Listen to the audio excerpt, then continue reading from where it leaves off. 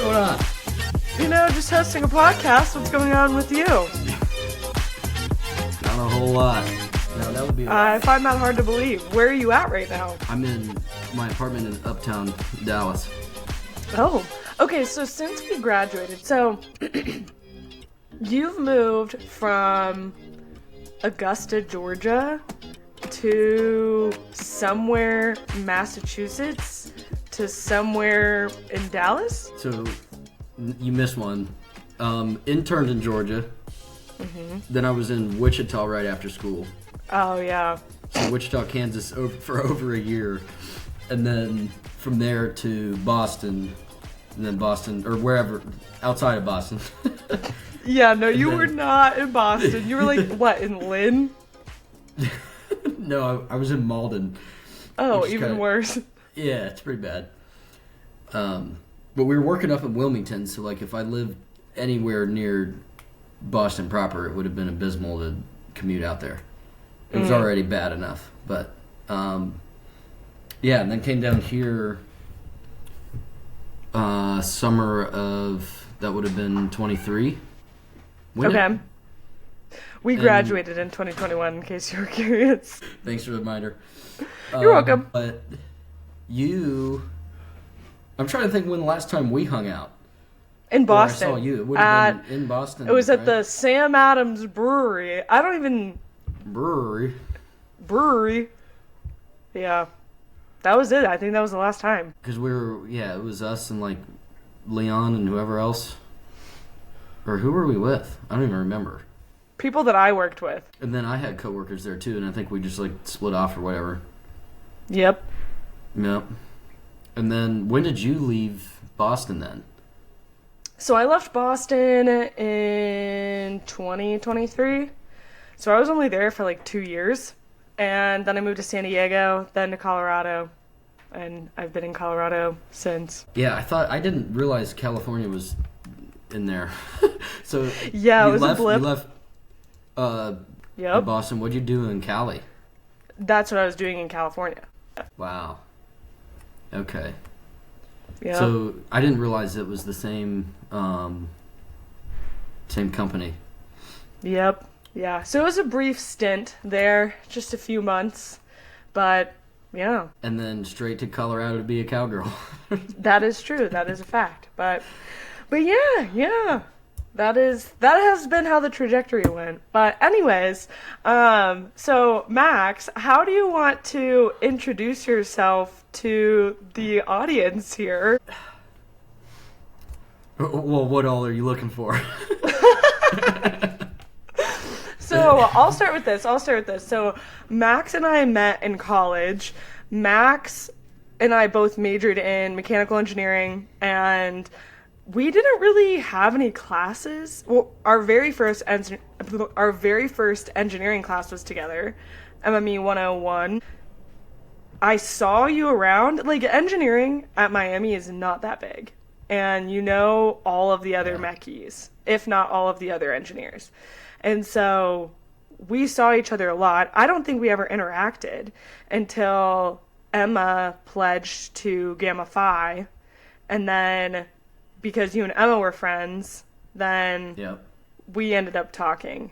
So I think that is the weird twisted way of how we became connected.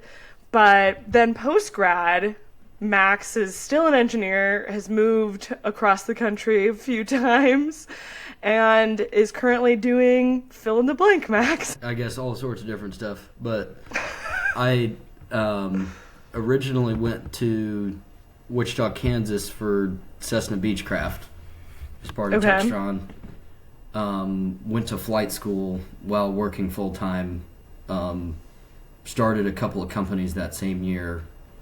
One of them being, it's called Additive Manufacturing Consulting. It's just a very, very unassuming yeah, that's kind of an amalgamation of a bunch of buzzwords. Like, what is that? Exactly. So that's we can get more into that later, but started first just helping my brother out with like design work on the side. Mm-hmm. He works for our family company with my dad, And realistically, that was the first LLC I started, was AMC for short. And that was AMC to get movies. Exactly. Except a little different. That's how I originally started getting like tax benefits from having a small company, writing off office space and that kind of stuff, writing off all of my office equipment. I started buying 3D printers that year also to help with the design cycle. I have a SolidWorks license and just did some design work for them and then could make prototypes. But we also started LTE Properties the tail end of that year, which stands for Legal Tax Evasion. Good. LTE Properties, Legal Tax Evasion Properties. Perfect. But that's a joint venture for single family rentals. Okay. We're closing on our third house in a week and a half. Focus on we're actually, for some reason, invested in Ohio Northern University. Okay, random? Ada, Ohio. No, none of the guys in the group, there's 4 of us, none of us even went to that college, but it's close to where my brother lives. So he can actually like go to the properties and all that stuff. But that's been a slow burn and started off absolutely abysmal. Our first I feel like house, most ventures typically do. Yeah, absolutely. Our first house was like so old that it had a carriage barn, like old. I think it's like pre-1900s old. So it's like a carriage house or a carriage barn? Well, no, there's like a garage that you could probably fit one car in, but like it was previously a carriage barn, and then there was a horse barn behind that. Oh, like a horse and carriage barn. Yeah, I see. I'm just saying like because there's houses in Denver that are called carriage houses that you essentially live in a loft. It's what I live in. So you live in an apartment above a garage. Okay. Yeah. I see what you mean. Yeah. So that's what, when I think of carriage house, I don't know. That's just the Denver association to it. Yeah, I got you. No, but we were in way over our heads. We didn't realize how much freaking work it was going to be, and we decided to do like most of it ourselves, which was just abysmal. We like replaced an entire bathroom in one day and had to resurface most every wall in the house. It's a 4-bedroom, 2-bath house. Yeah. And then we get this family in, and I mean, I took a week off of work, worked well over 100 hours in the house in like 6 days, and was like hallucinating by the end of it. Ended up getting this family in. 7 people, I think it is, in the house. And the first weekend, this is like, I think the first night, the main sewer line backs up with, I guess so many people were taking poops. I don't know. Oh, but there were we're just flushing tampons left and right. Maybe. I don't know what was going on, but there were roots that grew through the main sewer line, and it backed up into the sump pump. And the sump pump, it triggered the sump pump, which is just how you clear the water out of like the basement of a house. But since it couldn't pump the water through the sewer, it pumped it through the downstairs shower. Ew. So it catapulted poop out of drain of the shower. First time we ever have a tenant. I'm on vacation. What did that text look like? Hey, there's poop spewing out of our shower. Can you come fix it? It's like 10:30 p.m. and I'm hammered in northern Michigan on a snowmobile trip. Naturally, yep.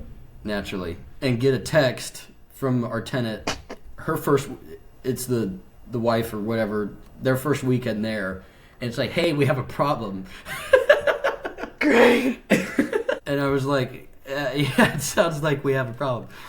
And we got on it right away. But like that downstairs shower is like an ADA, like because the lady that lived there had a wheelchair and whatever. She's just old lady, so like there's not much of a lip to the shower, and the poop is so it's just like spewing out, just everywhere. It was an absolute dumpster fire. It was horrible. And that was our first weekend having a tenant. I mean, when you set the bar that low, you can only really go up from there, so... Right, that's I imagine things have gotten better. Knock on wood, yeah. Yeah, they've gotten relatively better. And now there's a lot of landmines to look out for. Yeah, when it comes literally to, like, and figuratively. Housing an entire family of people in a 200-year-old house. You gotta. Yeah, why was that approved? Why did you say yes to that? So we got it for like pennies on the dollar, and you can throw a rock and hit the. You can literally throw a rock and hit the main sign to the university, like across the street from a Rite Aid. Like the actual plot of dirt is what we bought. We didn't buy the piece of shit house that's on it. I see. It's all about the location, right? And on a regular month where we're not paying plumbers to go reroute the sump pump because it would turn into a poop launcher, it's really profitable. Yep. Okay.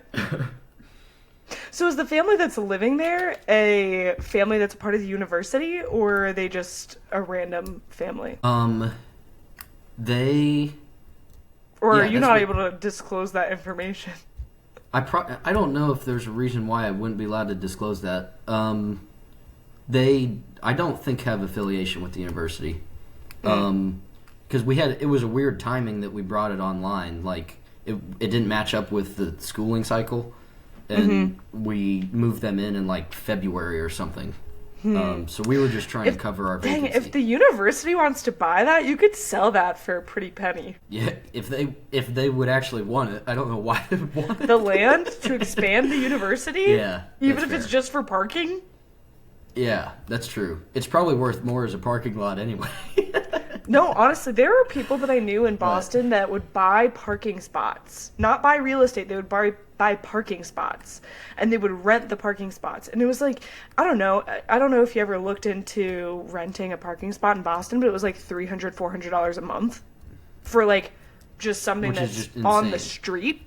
It's not even covered. You don't even have off-street parking. You just get a spot on the street that's not plowed. It's not taken care of. It's not like maintained. It's insane. Like it was a lucrative business. But anyways, yeah. You could literally lease a car for how much the parking spots are, or damn near, which is insane. But that's why, one of the reasons why I don't live there. That's valid. Yeah. Okay, so you have AMC, you have LTE. What else? LTE turned into one of the partners and I split off and started Jones Ellis Equity, which is a syndication company. Are you familiar with what syndication is? Yep.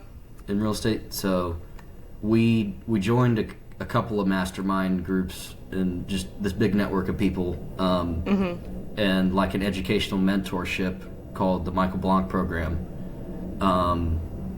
at the beginning of last year. So that was February 2024. And we basically through that company just raise equity either with a joint venture partner or finding investors, and then we buy apartment complexes. I see. So we closed in October on a 52 unit in Charlotte with it's a co-GP group, so there's several partners on that deal.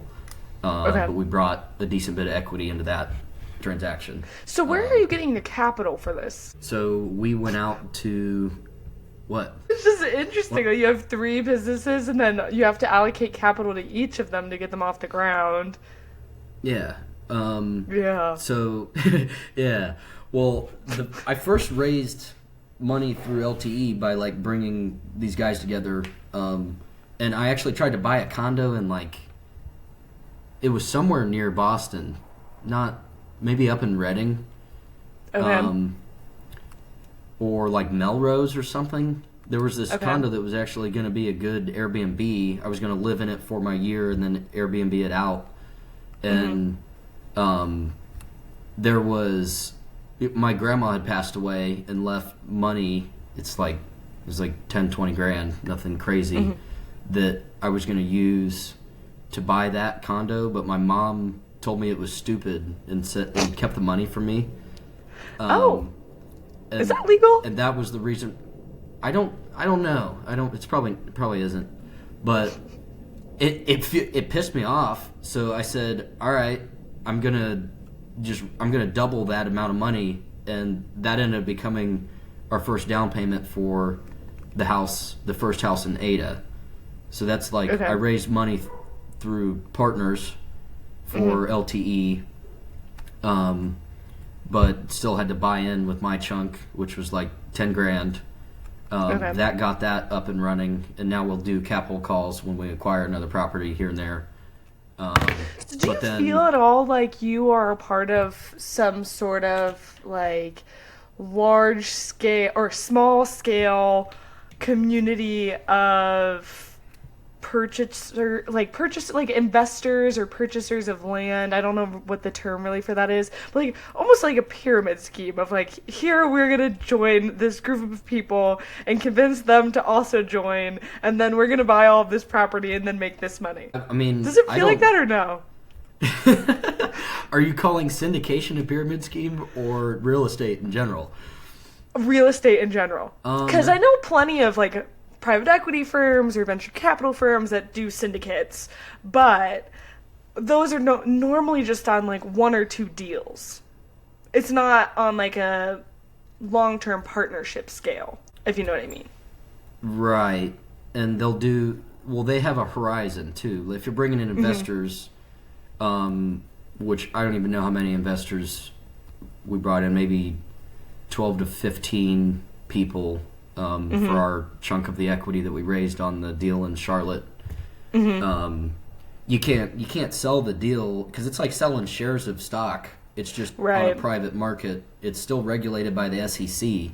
It's a 506B, which is like a very specific type of, I guess, security almost. But you can't just sell it. You can't be like, oh, hey, we're going to indefinitely be in partnership together. Right. You got to sell it with like exact deadlines, and like we have a 5-year Freddie Mac loan. We're going to hit 17% IRR and 7% cash on cash throughout the whole period. Because otherwise, if it's like, oh, it's going to be like 15 years before you see any money, then nobody's going to want to buy it. Right. Yeah. So it's kind of, there's two different lanes that we're going. Syndication being the more aggressive, real estate venture more geared towards short term, and then LTE is long term hold. We're going to refinance them as we go and hold them forever. The plan is to not ever even offload a property. So what happens like if you have a property and the tenants just like refuse to pay rent and they refuse to leave? Like, I'm glad you asked, because we just had a problem with that last month. Actually, this month. Yeah, because like that's scary, because there's some states that they're just like, we side with the renter, we don't side with the landlord. Ooh, which is we watch that very closely, and we only invest in states where it's very landlord friendly. Because that can absolutely bury your company. I mean, that can completely destroy everything.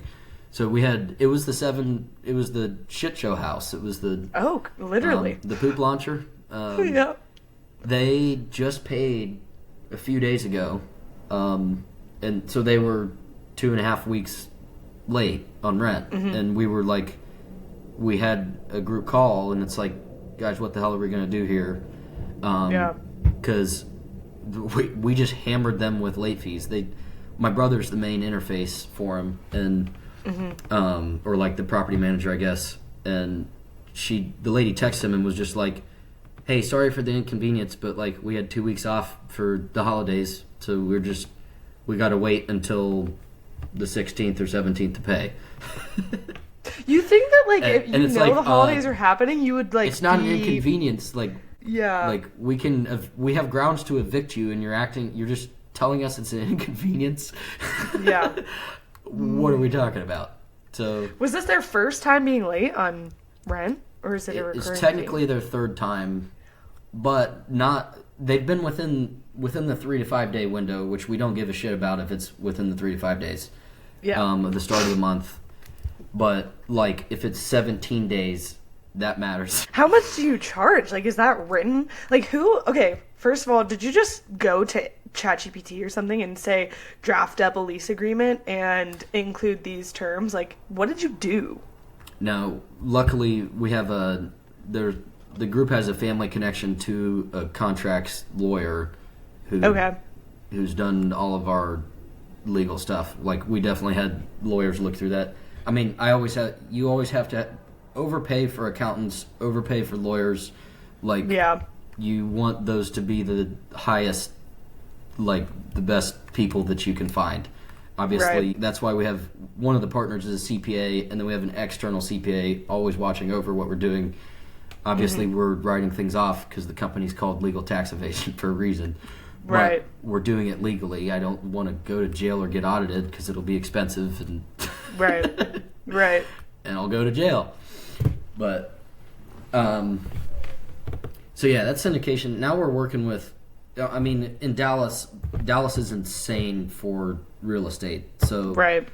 The partner in syndication comes down here and he rents a room for me in this apartment.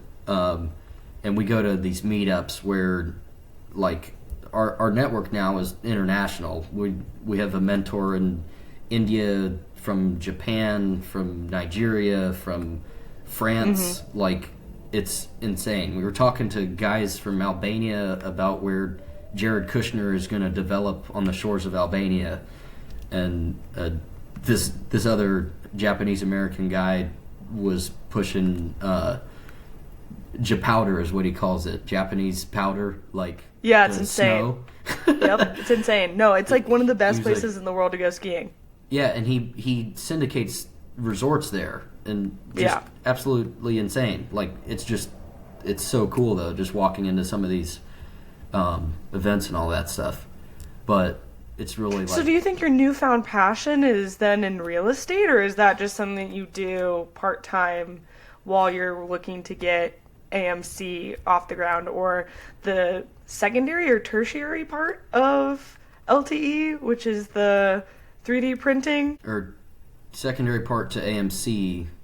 Okay. Not LTE. So there's this wild ass convergence that's happening from AMC turning into, like, I think they're gonna meet back in real estate again, which is crazy. Okay. So the idea of Amuverse is what the new, I guess, the new trade name that I just purchased for AMC, because obviously additive manufacturing consulting isn't a very marketable name. Right. Amuverse is a sustainable, customizable 3D printing company that's going direct.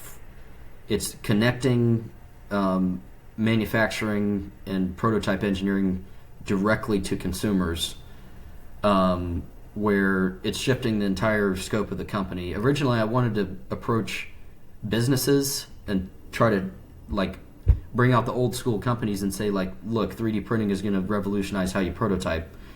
So it's job shop manufacturing, essentially. Like, if you have a large-scale manufacturer that's producing something on a regular cadence, and to add something new to their line for them to start creating a new item within their current stature of limitations that they have with their existing machinery. Whether it's code for putting a new gear into a gearbox, or if it's something along those lines. So to even gauge if that's necessary, or even gauge if that's important, they're sending a prototype to you to see if that's even what's going to work. Is that what the idea is? You send them like 500, if that, like maybe 100 of like gears, and then you send it to them. They decide whether or not that's something they want to run into production, and then they take it over from you, and they run it into production, and then you take jobs from other people. Is that essentially it? That was my original plan. The problem that I ran into is that's the red water. So are you familiar with blue ocean strategy? Nope. At all? Nope. Or red water. So you stay out of the bloody water, the red water, and you head towards the blue, saying stay away from the sharks where all the competition is. And I kind of fell into this. I've just been kind of pushed into this, where it was actually, I don't know how much we talked about Amiverse or AMC before, but I made a freaking holder for the Dyson Airwrap. Yep. For my now ex-girlfriend, and it was just to help her out. And then I was like, wait a minute, I could probably sell this. Like, I need to list it somewhere. So I put it on Etsy, and then at like peak production, I was selling almost $1,000 worth a month of these freaking hairdryer holders. Really? I was almost covering my rent. Were you doing anything to market it or no? I literally put it on Etsy with screenshots of SolidWorks. And I sold like over 100 units in 4 or 5 different countries in like maybe a 6-month stint. And how much were you? Wait, I think I remember seeing you sold it for like $30 or something. Yeah, I started at $29.99, but then filament prices went up, so I brought it to $34, I think. Yeah, wow. But then I got this idea because PLA plastic is the main, I guess, lower filament, grade. Yep. But it's technically plant-based and it's biodegradable, which is awesome. And I started marketing it as that and was trying to keep making products. Etsy absolutely depletes and destroys profit margin because they have a bunch of hidden fees that they're not upfront about. But this sprouted this idea of Amiverse, which is literally crowdsourcing ideas from, it's basically like, it's women our age. It's like that's really 95+% of my customers that have 80% of consumers are typically women. Right. And that, especially for e-commerce and these kind of products. So those are also the people that are the most passionate about sustainability. And they don't have necessarily, most of the time anyway, they don't have one of the two, either engineering design capability or manufacturing experience. So it's like closing the loop on the ideas that can help that group out, all the while creating the most sustainable manufacturing process that could exist. I don't even have to lubricate the printers or use any sort of petroleum whatsoever. Right. And the plan is to run them off of solar power, which I'm going to have the first operating line here once it's no longer cloudy and raining or snowing almost every other day or whatever. But and Alaska over there. Alaska, yeah, kind of been a weird January, but so that's where we're headed with that, and it's this weird. The weird convergence I was talking about earlier is I, through real estate, have networked with these guys, and actually the CEO of probably one of the most promising 3D printing construction companies where they're 3D printing entire houses. So I see, and that's like extremely sustainable, using materials that are locally sourced and can use a lot less people, produce houses at a lot higher rate, all of that stuff. I see and want Amiverse to go from household products to the household itself.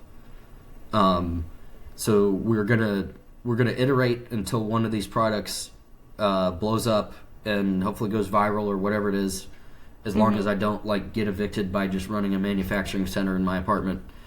Yeah, right. Well, what do you think in terms of scalability? How long does it take? Because 3D printers aren't necessarily the fastest realm of manufacturing. They typically take a couple hours, especially depending on like the size of it. But how does the scalability factor look? Like if something does per se go viral, do you have the scalability measures, or do you have to bring on more machines? And then what does that look like in terms of your green footprint? Yeah, clearly we're not going to be able to, at this point, before I have the factory, which will just be a windowless building that's immaculately insulated and covered in solar panels. Right. I want to 3D print the factory, actually. But okay. Until we have that kind of scale where we're able to cover an entire warehouse with solar panels, obviously I'm not going to be able to run everything off of it, but I have a schematic on this board behind me where I'll actually be able to run. I'm going to start one line, and obviously a bunch of research and development this year taking place. I have 3 printers right now of different quality. But and what do those cost? Like $700? They're not that expensive. Depends on the kind of printer. There's one I have is like it can print in carbon fiber and can print as strong as aluminum, and that was like 10,000. Titanium printing.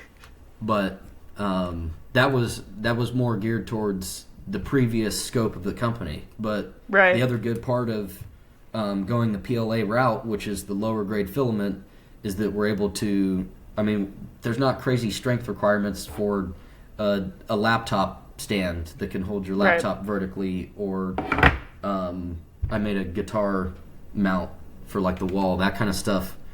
All of these household plastic products can be rendered through the lower grade filament, so I can use cheaper printers. I'm actually using the Digilab Dremels that we had at school. If you remember 3D printing anything, they had like 4 or 5. We used those at my first engineering job after school, actually. They have a great interface. They're not the best quality, but they have a really user-friendly interface. Actually, those were the first products we sold 3D printing. Tyler Fry and I. Do you know Tyler Fry? I don't Sounds think you familiar, but interacted much. Tall, goofy, blonde kid. He was in our class, but he and we started making hot tub manifolds. For what? My dad's friend was like, "Hey, there's this part for my hot tub that you could probably 3D print and sell on like eBay or something, but I need one, so make me one." And we printed one, and then we listed it on eBay, and we started selling them. While we were still in school, we literally had a little like hot tub manifold gig going on at school. So that was like probably the first start of me selling shit that I was 3D printing. But it wasn't until making that platform. Did you just use the materials that were at school and just like no? No. I'm calling Dr. Caraballo right now. That's insane. Yeah, we were selling those manifolds. I think for $30. At 100% profit. And literally, it's undefined amount of profit because it costs us $0. It's literally 100% profit. So yeah, it wasn't a bad gig we had going there. I'd say not. I hope that doesn't incriminate me somehow. You didn't confirm or deny, so right. Yeah, I never said that we did that. But plead the fifth. Yeah, exactly. So. Yeah, eventually, and I'm going down to Houston. They're based out of Houston, that company that's printing the entire houses. And I've met with the CEO a few different times, but I'm going to one of their developments here this quarter, and just going to meet the guys and see how all that works. Eventually, it would be awesome to have, basically, you show up with a couple trailers worth of shit. It's a giant like robot with tracks that comes out and then just lays the cement down in a pattern that you specify through a computer program. But eventually, instead of generators, I think they run like diesel generators. It would be sweet to have a deployable like unit of solar panels. Yeah. that go along with that. I think there's a lot of opportunity there. And just set up your own like solar farm, basically, that folds out of a trailer, and then it runs your printer that's printing in like earth material. So, yeah, that's the Amiverse front of things.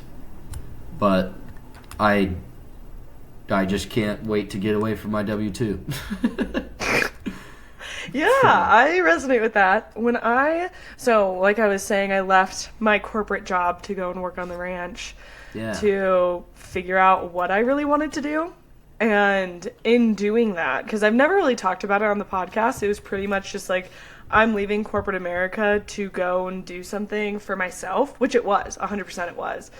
Obviously, like, I'm not in it for the money. I made $14 an hour.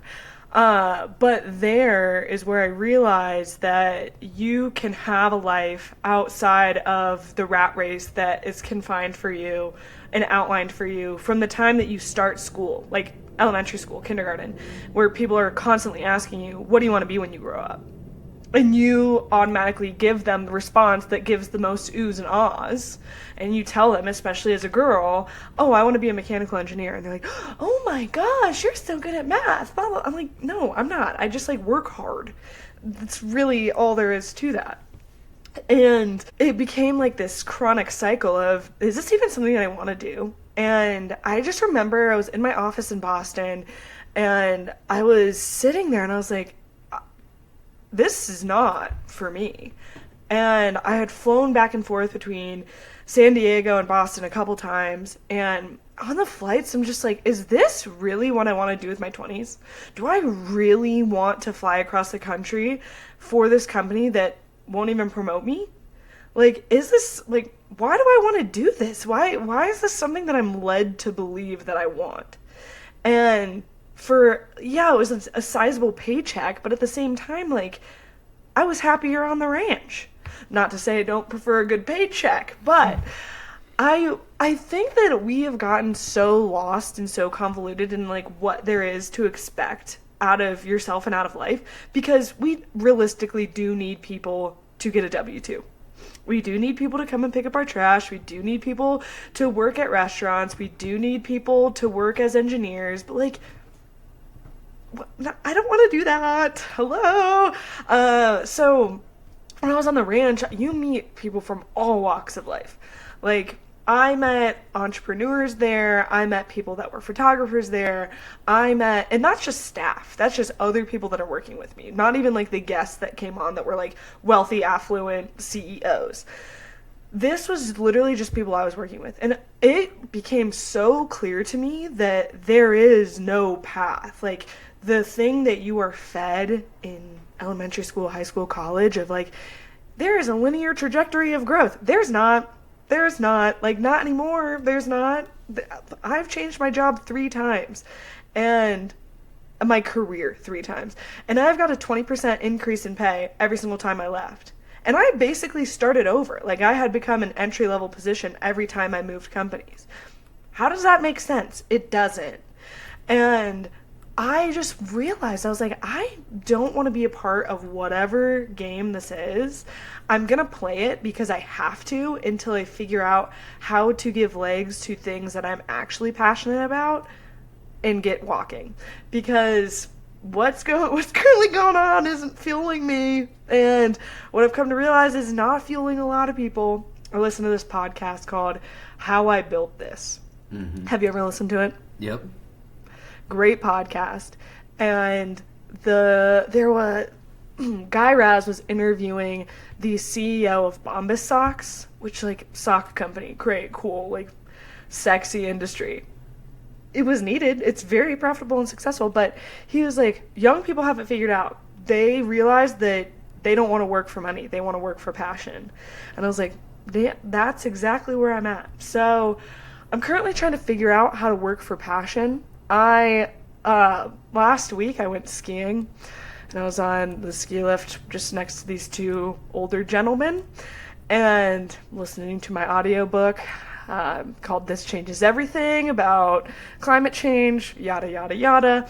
And one of the guys next to me goes, so what do you do?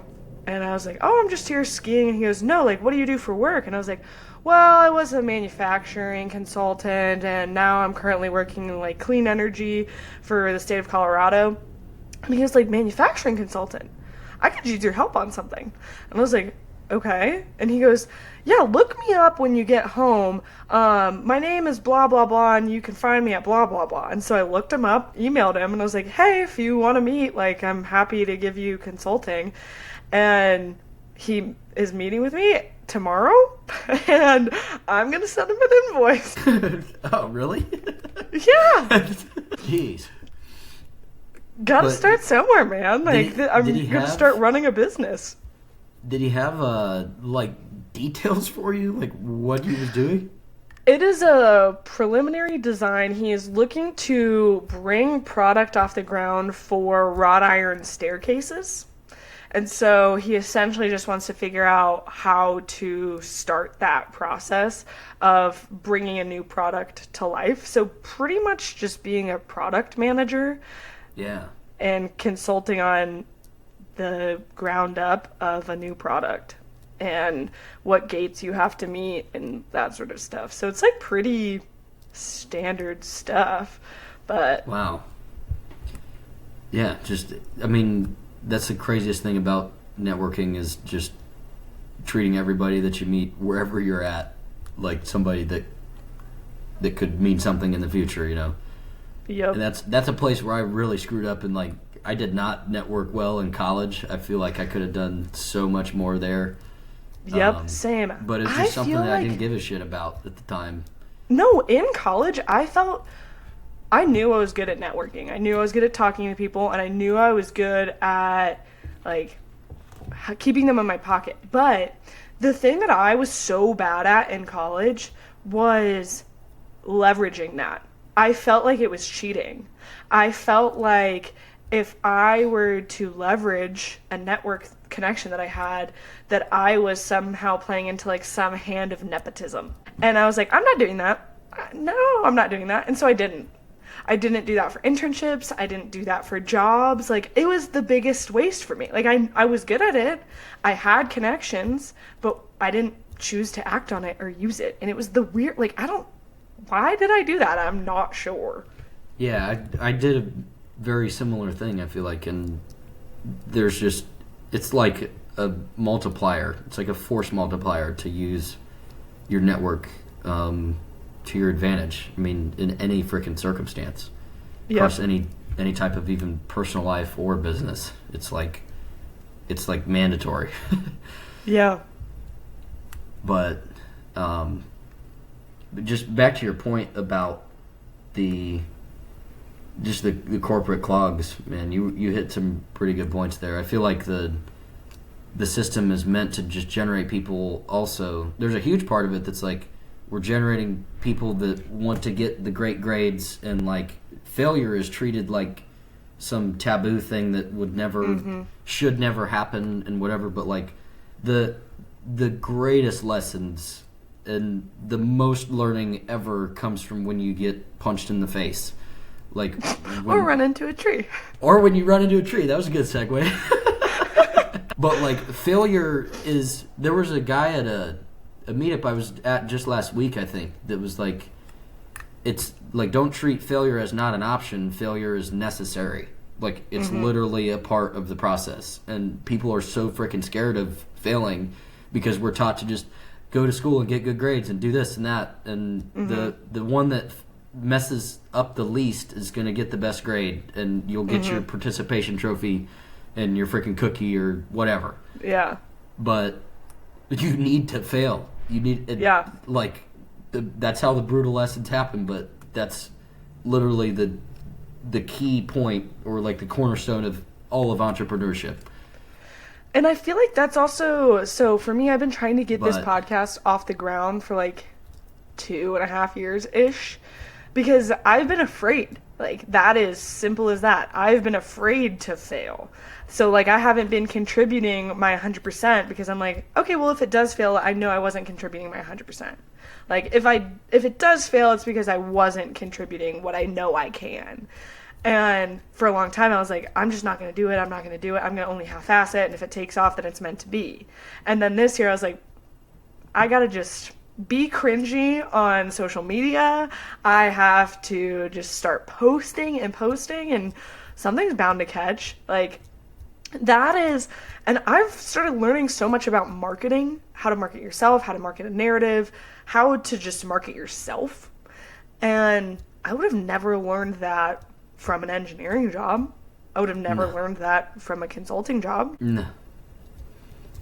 It's, yeah, and that's why because I have 700 whatever followers on Instagram. I hadn't had it downloaded on my phone for years.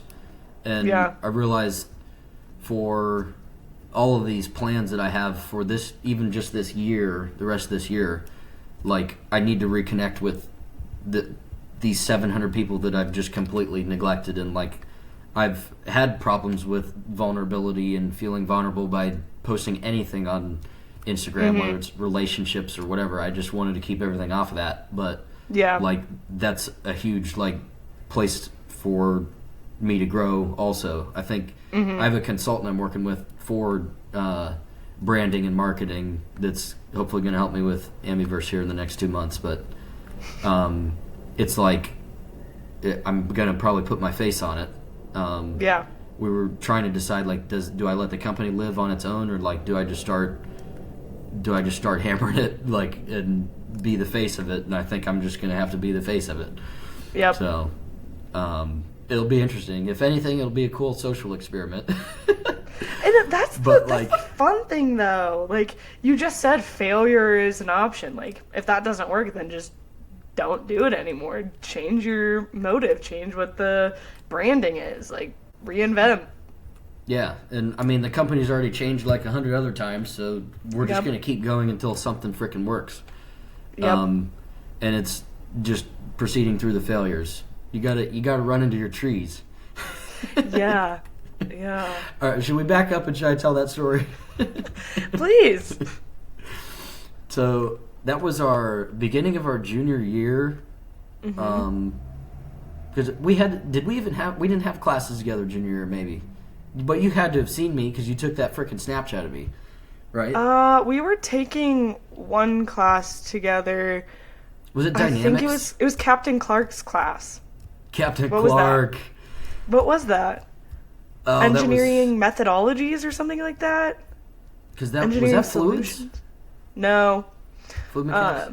No, it was the one where we had, like, the quizzes every class. Yeah, engineering. There was some, like, engineering methods. It was like engineering methods or something like that. But anyway. Nonetheless. So I'm at a party, if you can imagine that. You have free time? Well, I did back then. I don't. With your hot tub business? I did have. I think I had 3 jobs at the same time while I was in boxing club, which was crazy. In school. Sometimes I think back to college and I'm like, how did I do that? How did I do that? I had 2 jobs in college, trained for a marathon, and was in boxing club, and did my sorority stuff. Yeah, psycho. Like, how? But we're still doing a lot of stuff now, so I mean, it's carried forward. It's true. But so my buddy Sam, who's like the president of the TEDx club at the university or whatever, he decides to leave this pregame or party or whatever we were having to go to his little fundraiser by the Fidel gates. And they were selling cupcakes. Selling cupcakes at like midnight. And I wanted him to come out with us. It's the best time to sell cupcakes. Yeah, because like people are drunk and whatever, and it's like, yeah, cupcakes. Yep. But I decided I was upset, and he knew that I had this morph suit because I'd put it on at like formals and run around the house in it sometimes. But you know what a morph suit is? You do, right? Yeah. The skin tight. But explain for those that don't. So the morph suits are like the all solid color, like full body suit that covers your face. Unisuit. It's like putting a glove on your entire body. Zips up in the back like a onesie, but it covers your entire face. So I run up there. I get this idea. I don't know where from. It was definitely all my idea because it's stupid enough that nobody else would have come up with it. But and no one else obviously agreed to it.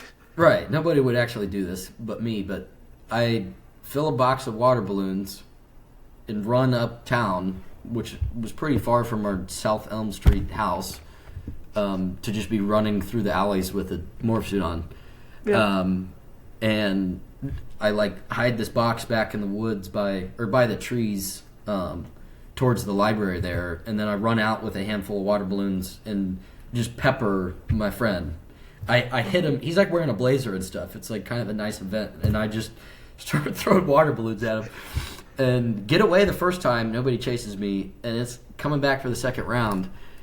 I grab more balloons, come back around, and they're actually waiting for me that time. And I think I missed Sam that time, and I hit the table, and I like ruined some of the cupcakes, whatever. But a group of like 6 people chased me down Campus Avenue, which, for those that don't know, it's literally like Fraternity Row. I'm running downhill. Yep. I had conditioned all summer for boxing, so I could have just outran them if I stayed on the sidewalk. I was running like 7 miles a day and doing a bunch of other crazy stuff, but I still have my mask up, so it's like I'm looking through my shirt, basically. It's like trying to see through a shirt at midnight while you're running at full sprint. And I get this idea like, oh, I'll cut into like the grass here and like go off into the trees where it's darker, but I don't take into account that there's trees that are in the dark. Or that it's darker and you already can't see very well. And don't think to just... All I had to do was unzip the mask and take my eyes out, because nobody could see my face because it was pitch black anyway. But clock a tree, dead sprint, head first. I literally hit this temple, basically, straight down. My head comes up and it hits my collarbone next and just cracks my left clavicle in half. And then it's like a freaking Scooby-Doo scene where they're like, let's see who it really is. And I'm sitting back I'm just sitting on the ground and somehow stand up. I don't know if they pull me up or what. But they unzip it and they're like looking at like shining lights at my face and stuff, like, who is it? And they're like, one of the main girls from the fundraiser is there, and she's like, you need to pay for my cupcakes. And I'm like, I'm not going to pay for your cupcakes. And then I'm going to pay for this medical bill. Well, yeah. No, one of the guys there is like, Lauren or whatever her name is.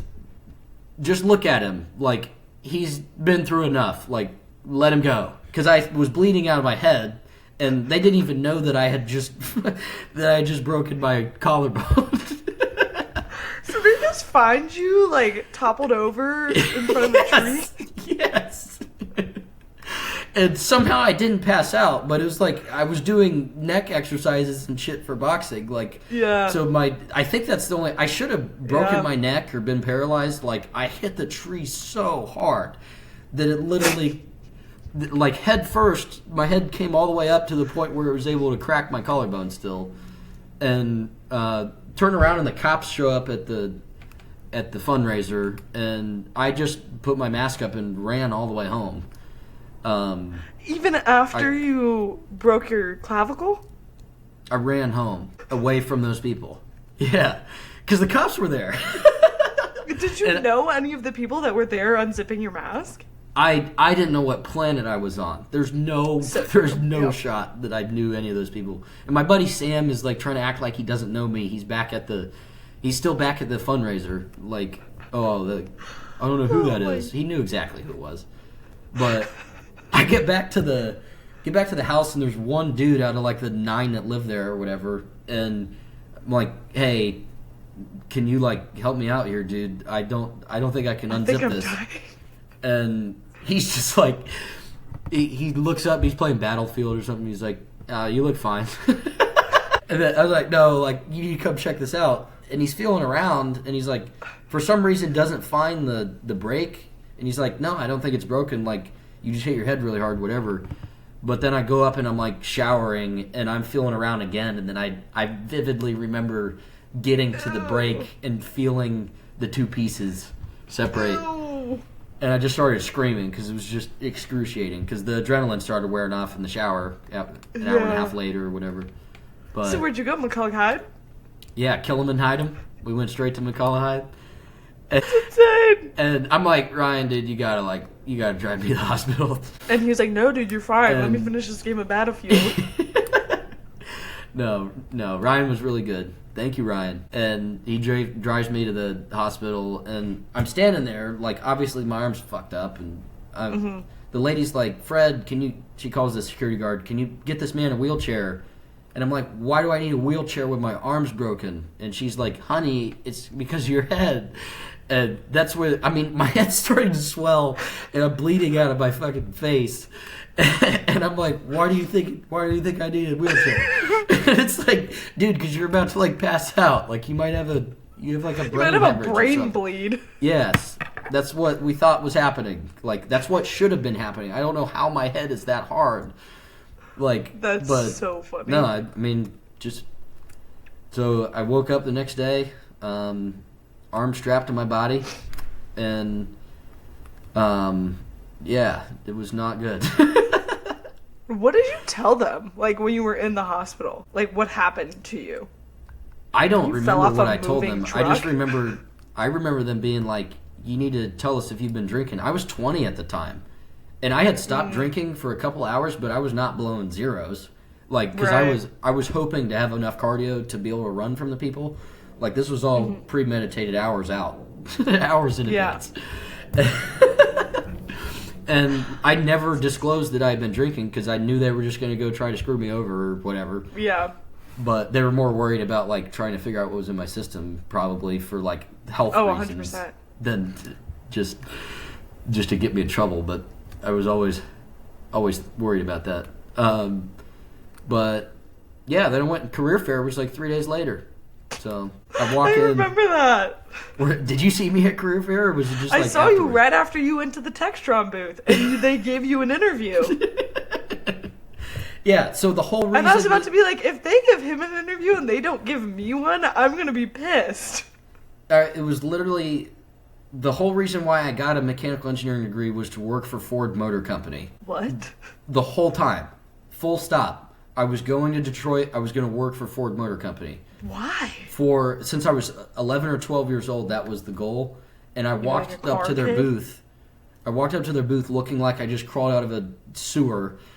And they laughed me away from their table. They literally were like, no, we don't have internships. Is literally what they said. Like, you're Ford Motor Company, you have internships. But they literally told me to take a hike. And that's why that's why I was just like, all right, I'm going to every booth that's in this building then. I didn't need Ford anyway. But somehow landed one with Textron, and the rest is history, but ended up on 5 different programs for Textron, and that's how I met all of these freaking people in real estate, and all of this stuff happened literally because of that. But that was boxing career shot. That was going to be like my peak season. I wanted to go to nationals, all this shit. That was ruined. Obviously roaring concussion, but on top of everything, so I just was out of competitive anything. And on top of that, destroyed my aspirations for Ford in one split second. That's a tough year, dude. Yeah, it wasn't a good year. No. But that's nutty. Still kept going to the frickin' interviews, and somehow Textron landed. Went to Easy Go Golf Car, which was a goofy place, but got into their leadership development program through it. So good things can happen if you just keep freaking going. Failure is an option because it's going to happen. You're going to fail, but you got to keep going. Success is determined by the fact that you kept going. You have created these 2 businesses, and you have a full-time job, and you've moved around. What do you do for fun? Like, do you have fun? I set aside, 20 minutes a day for fun. A night or something, but I work out twice a day. I have a TV here, but because my roommate bought it, or our company bought it, but we put underwriting up there and shit. It's basically a computer monitor. I don't watch TV. I read books. What books do you read? it's like financial mindset in general, all sorts of different stuff. Ego is the Enemy. Just read that over Christmas break. I don't know if you've heard of it or if you've read it, but unbelievable book. Probably top 3. My favorite book of all time, Green Lights by Matthew McConaughey. Highly recommend. Great book. Is that his like life story thing? It's his life story, but it's also, he's a really, really good storyteller, and it's more than just like, I became an actor and I like did this and this and this and here's all my accomplishments. It's like literally his battle with his ego, which is really interesting. And yeah, he just has like really good like one-liners, quick hitters that are like, you read it and you're like, wow, that's good. And then you think about it like a few days later and you're like, wow, that's really good. Yeah. I'll have to check that out. Yeah. And if you're into audiobooks, he reads the audiobook. So, pretty sick. So he'll read to us? That's awesome. Because, I mean, a lot of what corporate life is people just chasing egos. Like, 100%. I mean, you're just building your ego. You're just chasing a title or whatever. Like, you don't have to do any sort of tangible work whatsoever. You just have to move around a lot, and you have to make a bunch of noise, and you have to impress people. You don't have to be truly impressive, which is why I know it's not for me. I would prefer to be truly impressive, and people don't even have to know my name. But I want to accomplish a bunch of stuff for me and like my family, not for the looks or whatever. Like, and that's really what I've seen and kind of ultimately been disappointed with. In corporate life. I feel like I was fed this whole agenda or narrative about what corporate life is supposed to be or what it's supposed to look like or how it's supposed to feel, and you're supposed to want to become a manager, you're supposed to want to become the next level, and it's like, for what? For why? I don't want to do that. And like it really becomes this thing of like you not having, like, I lost a say in what my career was very early on. I was a mechanical engineer. They found out I was good at talking to people. They asked me to become what I deemed as like a made-up title, customer success manager, which is like... They're all made up. It's everything's made up. And I just remember I got the title and I was like, what is this? I called my brother and he's like, what do you manage, a Chuck E. Cheese? Like, what is a customer success manager?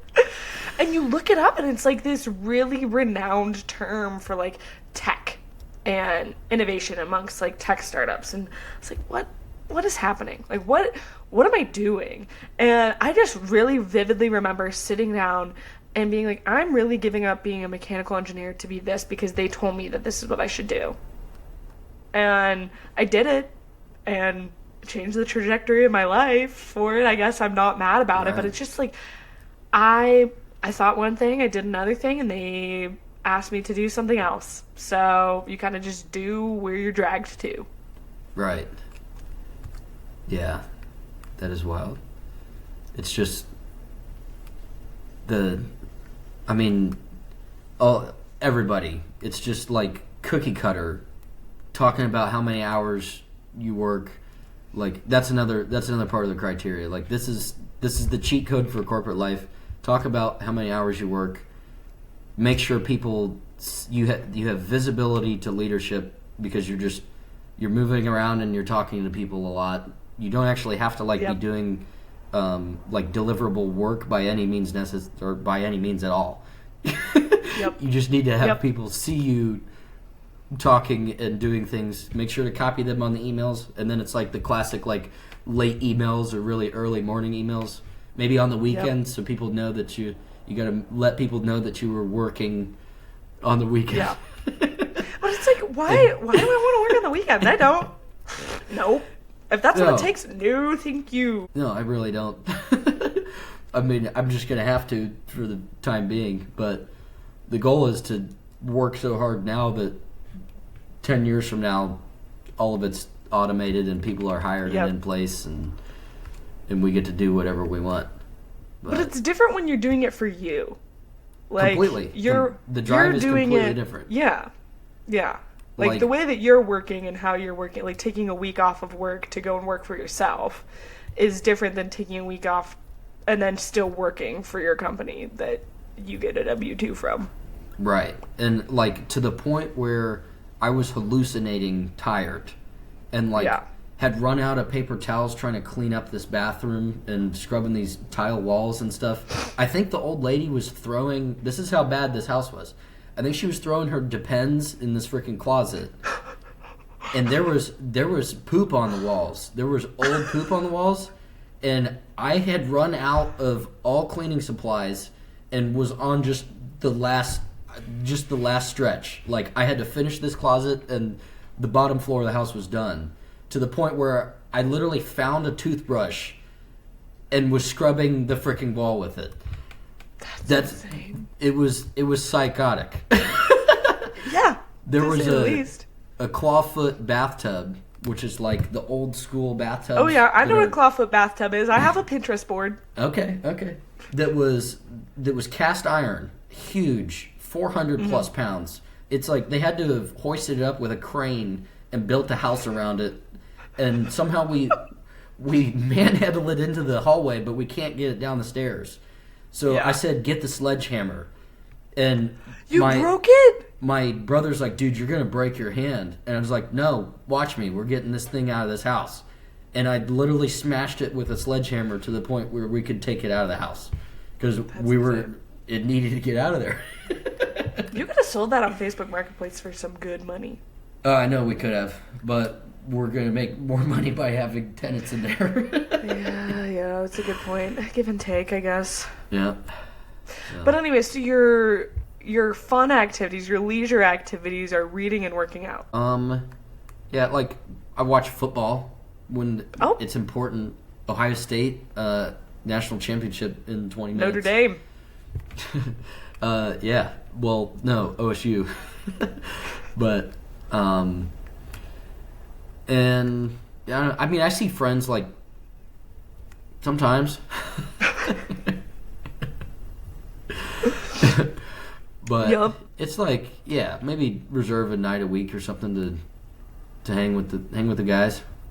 But that's like, now it's hard to like relate to dudes that just want to get high and talk about sports betting, because I don't like.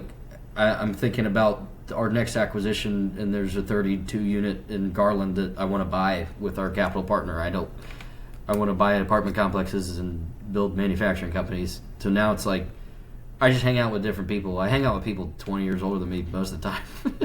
Yeah. But it's like mentors and stuff. So yeah, it's become interesting. I was just having a conversation with my friend Nick. I don't know if you remember him from school. He was a bio-y, but he lives in Seattle now and he's getting his PhD in I can't remember what.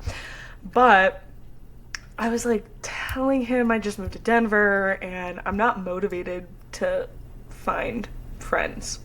And it's because, number one, I have such a great network from Miami, and reaching out to people from Miami isn't hard for me. It's super easy. I see them on pretty regular cadence. I talk to them pretty much daily.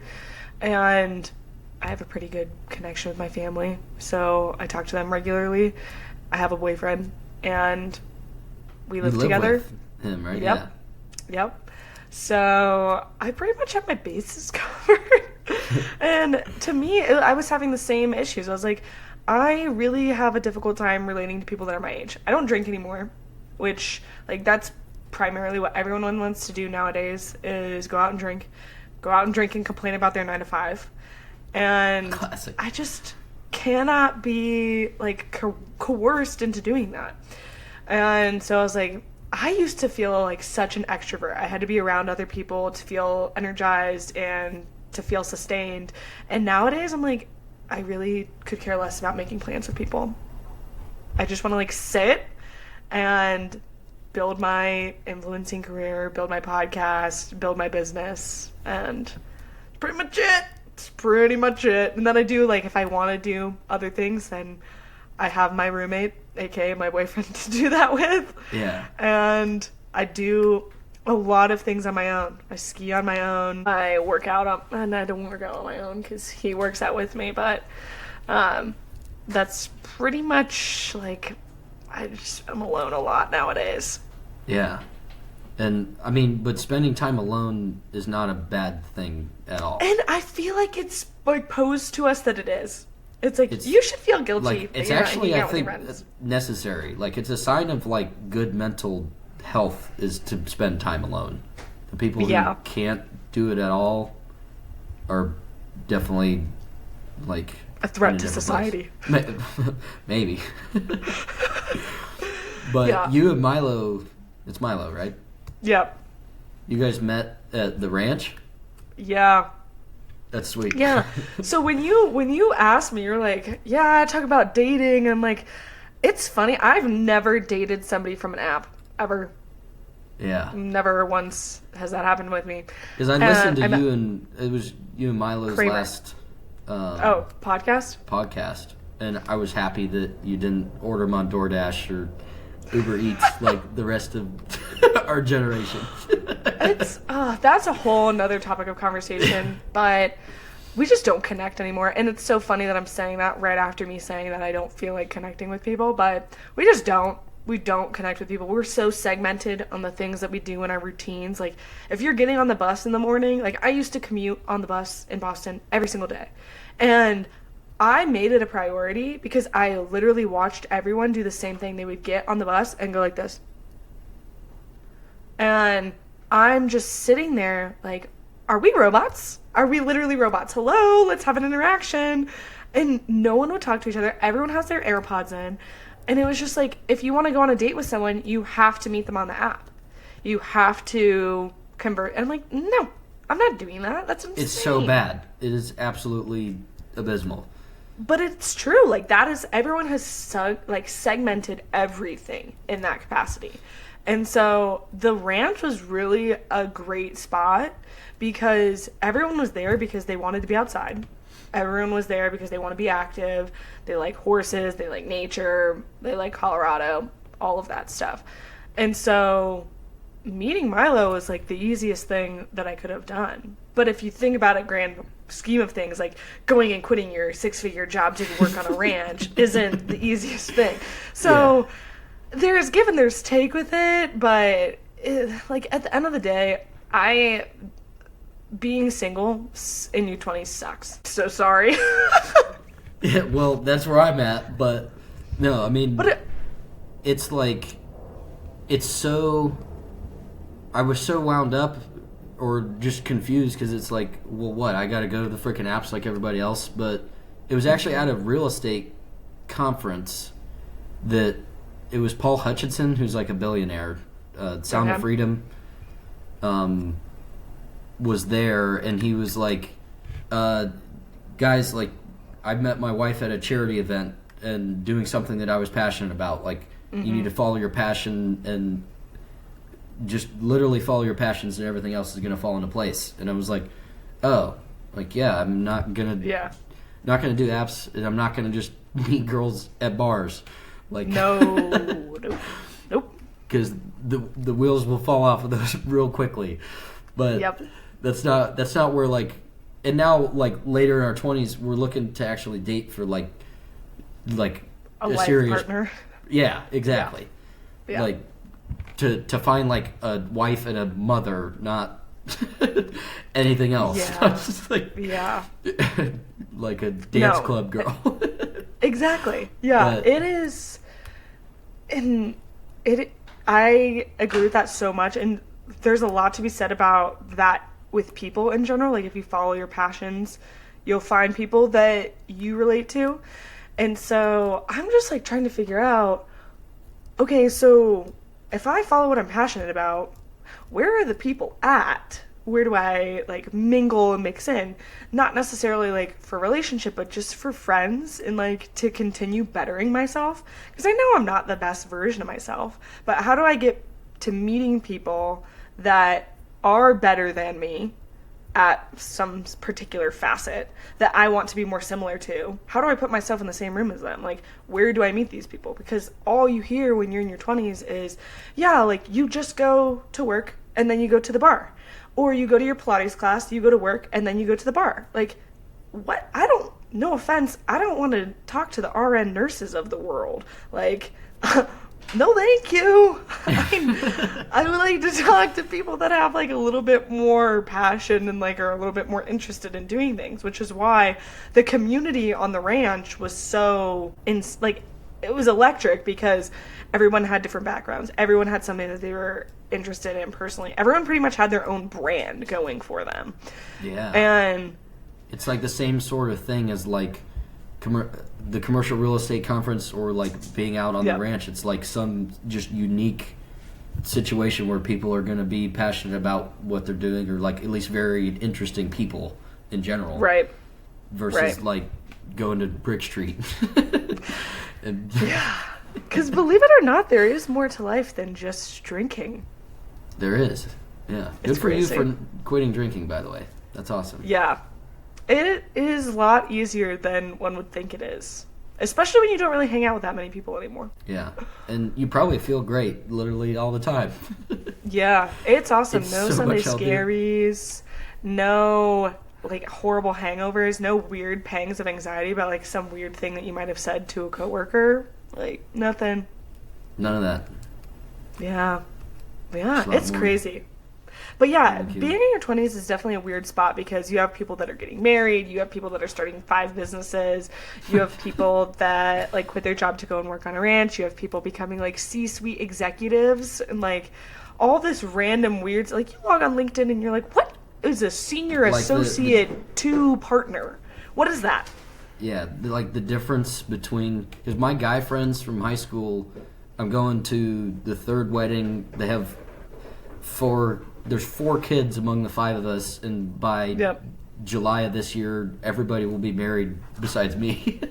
Yeah, I'm not even bringing a date. Yeah, and that is how my high school friends are too. I'm the only one from my high school friend group that is not married. Yeah, and I don't really intend on being married anytime soon. And he's 22, so... What, Milo is? Yeah. Okay. He's a bit young. So it'll be a while. That's all right. That's all right.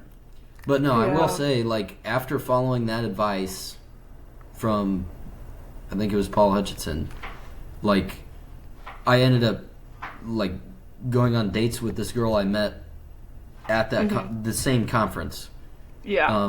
Which she doesn't live in America, so that made things a little difficult. But then, like, I go to a charity event and meet this girl that I still am talking to, or we keep in close touch with. Like, and those are like the highest quality people that I've even been around recently. Yep. And it's all because they were doing something passionate, or in a place that's not, I don't know, it wasn't on a freaking app. Yep. But how are people going to tell their kids someday, hey, I swiped on your mom? It was love at first swipe. Like, I ordered DoorDash I think people right just have afterwards. accepted that. I think that, no offense, is like I talk about this with Milo a lot, like the path of least resistance. People are always wanting to take the path of least resistance, whether it's the 9 to 5, whether it's dating on the apps, whether it's like whether to stay with someone or break up with them. Like, they take the path of least resistance, and that's why the divorce rate is so high, whatever.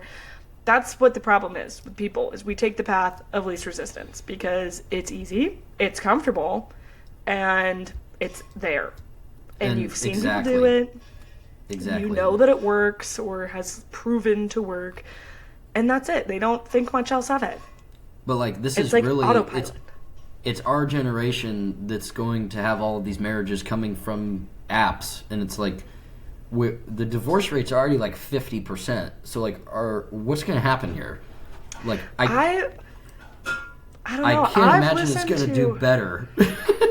I've listened to an interesting podcast. It was called The Hidden Brain, and it was about this woman who was a statistics professional. Like, that is what she did for work. She was constantly analyzing data. She was constantly doing diligence for different companies, and she made a criteria that she wanted her husband to meet. What the hell are you doing? She had a criteria of all of these things that she wanted her future husband to meet. She wanted him to be this specific career, this specific aesthetic, or not aesthetic, but characteristics. Yeah. She had it down. And she swiped no on every single person until she got to that person. So unless you're planning to approach the apps in that regard, like, okay. That's so crazy to have that detailed of an idea, though. Because, like... But is it? Like, you know what you're interested in looking for in a significant other. But I feel like it's more... I mean, to actually connect, like, emotionally and spiritually with somebody, you can't... Oh, yeah. Goes beyond that for sure. Can't be like, oh, well, they needed to be a cardiovascular surgeon in order for me to have a spiritual connection. Hey, you know, some people don't need a spiritual connection. Some people really are just very surface-level beings. So you're assuming a lot by assuming that people want to have a spiritual connection. Right. I guess so. Yeah, they don't want it, but maybe... I mean, I feel like that's pretty important, but I guess... I agree with you, but that is why the divorce rate is 50%. Greater than 50%. Yeah, people don't really think about that stuff. Yeah. Well... It's troubling, but it's good. There's a lot to be learned. Yeah. Learned? Yeah. Yeah, we'll see. We're just one giant social experiment, so our generation will have to figure it out. Literally. 10 years from now. Yep. Pretty much. But anyways, Max, it was good to have you on. Good to ramble with you. Yeah, we went down all sorts of rabbit holes there. Yeah, we did. If you ever need help with any of your ventures, if you ever need to bounce any ideas off anybody, happy to listen. But yeah, I think you're doing a lot of cool, interesting things. I'm excited to see where they're going. Yeah, same to you. Please let me know any way I can help you. I will try to do so. All right. Well, thanks everybody for listening, and tune in next week for another episode of The Aspiring Adult. See you, everybody. Stop recording.